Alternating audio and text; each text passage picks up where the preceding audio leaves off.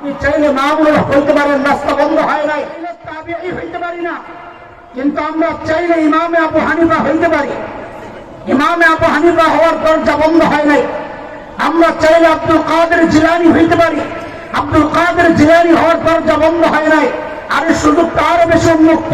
আব্দুল কাদের জিলানী রাহমাতুল্লাহি আলাইহির বাবা ছিলেন একজন কৃষক। এখানে অনেক পাওয়া যাবে যার বাবা খালি আলেম না, বড় আলেম, মুহাদ্দিস, শাইখুল হাদিস, বড় খতিব, এমন বহুজন পাওয়া যাবে। একজন কৃষকের সন্তান যদি আব্দুল কাদের জিলানী হইতে পারে, তা একজন আলেমের সন্তান কেন আব্দুল কাদের জিলানীকে ছাড়া যেতে পারবে না? রাস্তা বন্ধ হয় নাই। আপনি চাইলে হযরত মাদানী হইতে পারেন, আপনি চাইলে হযরত থানভী হইতে পারেন, আপনি চাইলে আপনাদের ওস্তাদ হযরত আজহারি হইতে পারেন, আপনি চাইলে মামুনুল হক হইতে পারেন। রাস্তা বন্ধ হয় নাই। দরকার শুধু কিভাবে হবে ওইটা একটু ফলো করা। বাস, আমার দুই কথা শেষ। কথা কয়টা আজকে? 1 নাম্বার, 2 নাম্বার কি হইতে পারেন? কি হইতে পারেন?